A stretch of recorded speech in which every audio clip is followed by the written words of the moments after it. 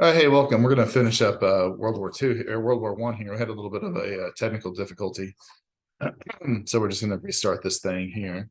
So basically, here, this is the assassination that's going to kickstart. That's going to kickstart the war. There's lots of underlying factors that we talked about in that first video, but ultimately, the second video, the reason that this is going to start is Franz Ferdinand's assassination. Franz Ferdinand is an Austrian-Hungarian noble. He's going to visit Bosnia, which is a colony of Austria-Hungary, because there's a bunch of Serb uprisings. There's some underlying there's some nationalism of the Serbs that are in Bosnia that want to kick off Austrian rule, and they want to free themselves. Franz Ferdinand goes there on June 28th. He's going to make a big speech, tour the city, gets in this motorcade with his wife. There's a terrorist organization called the Black Hand that's that may or may not be funded by Serbia, and they have assassinations all along this parade route. The first assassin loses his nerve. The second one steps from the crowd with a hand grenade, pulls the pin, throws it at Franz Ferdinand.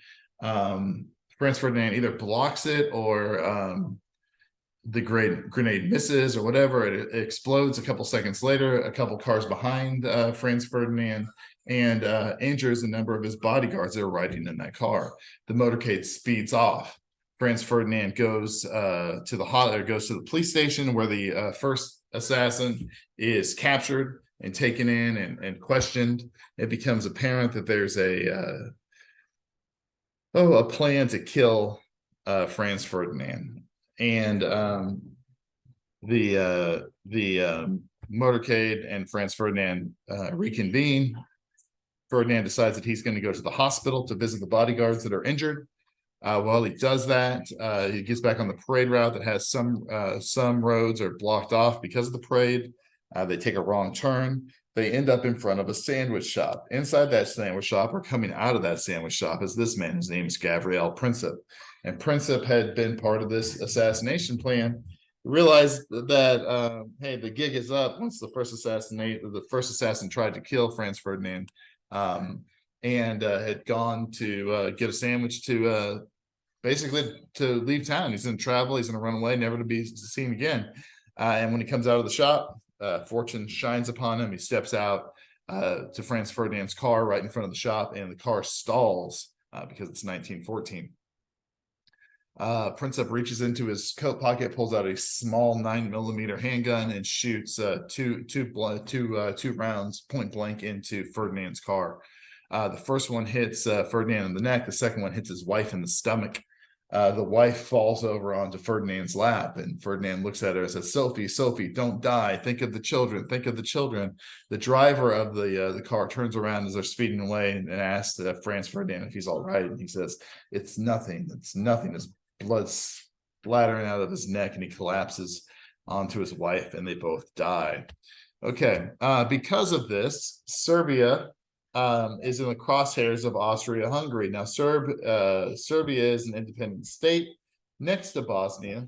Bosnia, again, is a colony of Austria-Hungary. Austria-Hungary blames Serbia for this assassination. They write Serbia an ultimatum, like here are 14 items that you need to meet in order to avoid going to war. And it could be like a full-scale investigation of the crime and blah blah blah blah blah. And the last one was basically they state that the Austrian-Hungarian military is going to go into Serbia, occupy Serbia, to put down any Serb revolt against Austrian-Hungarian rule in Bosnia. Well, that's going to take away sovereignty from the Serbian people, and so Serbia rejects it. So because of this rejection, on July 28th, basically a month after the assassination, Serbia declares war. Austria-Hungary declares war on Serbia. And that's where we get. So anyways, on July 28th, we have this declaration of war, and it's going to catch everybody. It's going to catch everybody a little bit by surprise. I'm going to go ahead and go forward here. So July 28th, 1914, Austria-Hungary is going to declare war on Serbia. Russia is going to begin mobilizing its army. Because of this mobilization, Germany's caught in this weird situation because ultimately Germany is stuck between France and Russia. And Germany, again, had these plans in place to avoid a two-front war. And the success of this plan lies in the fact that they have to attack France before it's able to mobilize its army. And they have to get the army from France back to Russia before Russia can mobilize its army fully. And so because Russia is going, where are we at here? Because Russia is going to mobilize its army so quickly after the declaration of war by Serbia, or even before Russia begins to mobilize its army before Austria-Hungary declares war on Serbia. And so that's going to really put this timeline for the Germans. It's going to speed everything up. Okay. And so on the way to invade France on August 4th, the Germans are going to go through Bosnia, or not Bosnia, Belgium. I'm sorry, lots of B's, lots of different countries involved in this, right? And Great Britain had an alliance with Belgium. Belgium basically saying that if they were attacked by any European nation, that Great Britain would come and support them. And so we have this chain of events, and we're July 28th. Austria-Hungary is going to declare war on Serbia. August 1st, Germany is going to declare war on Russia. August 3rd, Germany declares war on France. On that same day, Germany invades Belgium on their way to France. And then ultimately on August 4th, Britain declares war on Germany. And so we end up with this full-scale war between the five major powers of Europe, which are Great Britain, France, Germany, Austria-Hungary, and Russia. And just so in your head, think about this: like, what does war look like? What do we know about World War I? What does war look like? What does it smell like? What does it feel like? What's it sound like? If we were together in a classroom, we'd write these things out and discuss them, but just roll them through in your head. And so we're gonna look at some pictures here, right? Like, we're looking at these conscripted soldiers. That means they're drafted and they're going off to war, right? Like, look at them; they look happy, they're smiling, they're smoking cigarettes, they're having a good time, right?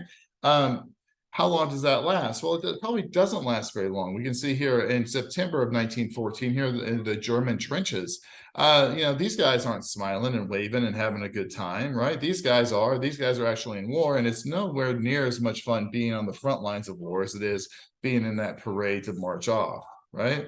Here's another picture of the horrors of war, I suppose. It's just the amount of rats. And so think about like what war feels like. It laying on the ground, laying in the cold, wet ground, rats crawling around everywhere because, honestly, there's lots of food laying around with people. British soldiers here trying to keep their trenches dry by pumping out the water. Think about the amount of rain and wetness that this trench warfare is going to lead to. I'm sure you guys are probably somewhat familiar with trench foot, which is a disease that if you can't dry your feet over time, that your skin just kind of falls off of the bone, and it's pretty awful and nasty. War is also going to look destructive. You look at the Battle of the Somme, in which over 1 million artillery shells are going to be used, and it's going to destroy French towns like that.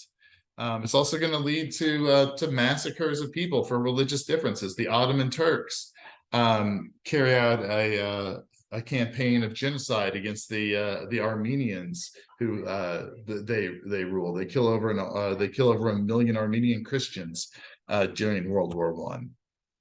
You're also going to have families that are displaced. These are Belgian children that lose their parents during their flight to the Netherlands away from the German army, trying to protect themselves, right? And so all of a sudden they end up being in a magazine trying to locate family members or people that might recognize them. You have German soldiers here rescuing a French soldier that had fallen into the mud. And so, like, one of the things, like, there's so much mud in World War I that if you fall into the earth can just swallow you up. It acts kind of like quicksand. Think about, like, if you stand on the beach in one spot and the water washes over your feet, and eventually you sink further and further and further into the sand. And if you struggle against that, you just get trapped further and further in. That's what happens a lot of times with soldiers in World War I. World War I is also the world's first total war. It's a world war. You can see all of the nations that are going to be involved there in the green or in the yellow. The majority of them, of course, are going to be colonies of the five major powers of Europe. But, America joins the war, Brazil joins the war. You're going to have quite a large number of people join the war over the period. It's the first total war in which all aspects of a society are used to fund the war effort. So not just soldiers and government involved, but people, the citizens are going to be involved in gathering supplies and resources, and they're all going to be asked to make different sacrifices for the war effort. World War I is going to be the first modern war. In fact, technologies like airplanes and zeppelins and tanks are going to be used during the war. And these are going to be produced in factories. And so it's going to be the first war that the ultimate outcome is going to be decided on who can produce the most goods. It's going to be a war of blockades. Navies are going to blockade each other. The French the Germans are going to blockade the British islands and the French with their U-boats, and the British are going to blockade the Germans with their traditional navy, and we're going to have these naval blockades that are going to compete with each other, trying to starve each other out. The Germans are going to go through what they refer to as the winter of the turnip in 1916, because there's not enough food to feed people, and there's multiple times within World War I in which the British only have a week or two worth of food supplies on their island because of the German blockade. This is going to be one of the first modern wars in which entire cities are going to be destroyed, either through mostly through artillery bombardment, but you're also going to see airplanes that go around and do our reconnaissance, and then those eventually are going to turn into fighting planes, right? We talked a little bit in that first video about the plan for Germany to avoid a two-front war. Obviously, they knew because of alliances, if they went to war with Russia, they would also go to war with France, or if they went to war with France, and they would go to war with Russia. And so Schlieffen was a top German general. He came up with this plan that you're going to invade France as quickly as possible with as many troops as possible, and you swing them down in like a hammer type formation. If you think of these troops as a hammer, this would be the end of the hammer, the bottom of the hammer. This would be the top, the hammerhead. And you're going to put a bunch of troops up here, and you're going to send them into France as quickly as possible. And hopefully, you're going to encircle Paris and capture Paris very quickly within a week or two, and then be able to put all of your troops back on a train and send them to the Eastern Front to fight the Russians, who would take longer to mobilize. Right? Schlieffen is so dedicated to his plan that on his deathbed, his last words were, when you march into France, let the last man on the right brush the channel with his sleeve. And so, as he's dying, he's thinking about his military plans to invade France, not necessarily about, his family or children or any of those types of things.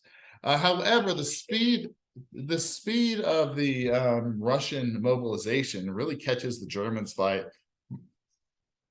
surprise. And so we talked a little bit about when Austria-Hungary declares war on Serbia, that's when this clock starts to tick.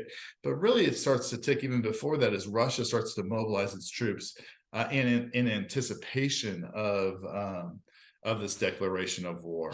And so we're there. So this movement of troops from the Schlieffen plan, from this, the majority of the troops are going to be in the north, and so you start pulling troops in units out of that northern hammer that's going to swing down on Paris, and you're putting them into the east, and ultimately it's going to fall short of Paris, right? And so the plan is to catch Paris in this big movement. The reality is it's going to fall relatively short because of troop movement, right? We move troops from west to east, and the Germans are going to fall short of Paris by about 30 miles. And one of those reasons is that we're going to move troops. And also this resistance of the Belgian army. The Belgian army is modernized. And so, like, one of the things we're going to do is they're going to have machine guns to fight. And so you're going to have these bunkers or forts, basically, that protect major Belgian cities and railways. And when the Germans show up, they try frontal assaults on these fortified bunkers, and just mowed down by modern machine guns, because they were using 1870s tactics against modern war. And so basically the German advance through Belgium is going to slow until the Germans are able to move in some heavy artillery and use large artillery to knock out these forts and to weaken Belgian resistance. And because of Belgium's ability to slow down Germany, there's a lot of resentment between the German soldiers and the people of Belgium. And so the Germans are going to carry out a lot of atrocities against the Belgians following this invasion. They're going to rape many women and men within Belgium. They're also going to kill children, and stories of the German brutality towards the people of Belgium start to circulate within France and within Britain and within the United States, to really swing the public opinion of the war away from the Germans, right? This Belgian resistance is going to ultimately buy time, and that's going to be one of the reasons that the Schlieffen Plan is going to fall relatively short. And they're going to fall short of Paris, and they're going to get stopped at the Marne River. The Allies are going to reorganize, and in September of 1914, they're going to launch a counteroffensive in which the Germans fall back and into northeastern France, and the Allies are going to, the Germans are going to reestablish some kind of a Western front along northern France at that point. Both armies start to dig in because they're both facing machine guns and repeating rifles. And this first taste of modern war is going to be pretty rough. Excuse me. I'm going to sneeze. It's going to become a war in which the defensive side of the battle is going to have the advantage because of machine guns and these trenches that are going to be developed over time. These trenches are going to start off with men trying to dig foxholes or get in artillery caverns or artillery holes in which artillery shells had exploded. And eventually those are going to connect into full-scale trenches on both sides. And so armies are going to try to advance against these trench lines by charging, and when they do, they're just going to get mowed down by these modern machine guns. This area between the two trenches is going to be known as no man's land. It could be anywhere between 20 yards to a quarter of a mile that these advancing troops are going to have to run through. They're going to be fortified at night with barbed wire or whatever to slow down advances on both sides, and it's just going to be an awful bloodbath for any offensive army that goes over the top. It's going to get mowed down by machine guns. From late September to October, both armies try to outflank each other. So these lines in September are down here, and then they're just trying to go east and north to get around the sides of the other armies, and the armies are going on both sides are going to counter flank each other until basically this trench line runs from the North Sea all the way down into Switzerland, and you're going to have a continuous line on this Western Front. Now, the Western Front is obviously going to be probably the more popular of the fronts in World War I, but there's others. There's the Eastern Front between the Germans and the Russians, and the Austrians and the Russians on the east. And that front is not going to deteriorate into this idea of a trench warfare or a long defensive war. There's going to be lots of troop movements. The Russians are going to be relatively successful early parts of the war, but they're not able to capitalize on their success because of lack of industrialization and railroads and troop movements and things like that. And so we're going to go from there. In 1914, you're going to have the First Battle of Ypres, in which the Germans try to break through at this Belgian town along the northern ports. It's going to be up in here. Ultimately, they're going to be unsuccessful. They're stopped, and in 1914, the first winter hits, and the offensive, and basically we're in a stalemate. offensive armies can't launch attacks, and defensive armies have this upper hand. One of the interesting things that happens during the winter of 1914 is the Christmas truce, and we're going to stop this second video here, in which the troops are going to come out, and they're going to, like, on Christmas Eve, the Germans start to sing Christmas carols, and the French and the British start to sing Christmas carols across the trenches, kind of in competition with each other. And then on Christmas Day, a couple of brave soldiers come out first, and they start to exchange gifts and hugs, and they bury the dead that are trapped in the no man's land. They kind of clean that area up. And it's this period of just I don't know, it's this period of the best of humanity, I would suppose, in which, the French and the Germans, there's soccer games that get played, or there's there's gifts exchanged. There's a common humanity that's realized between these soldiers that really have nothing against each other than the fact that they're just born in different countries. And this idea of the Christmas truce angers the generals so much that in the future years of the war, in 1915, 16, and 17, that at Christmas time there's always going to be a major offensive planned to prevent fraternizing with the enemy. And so that's where we're going to stop. The second video, I'm going to try to do these a little shorter so you guys can go back and watch them in shorter clips instead of committing a whole hour or whatever to them. So that's where we are there, and we will see you guys next time. Thank you. Bye.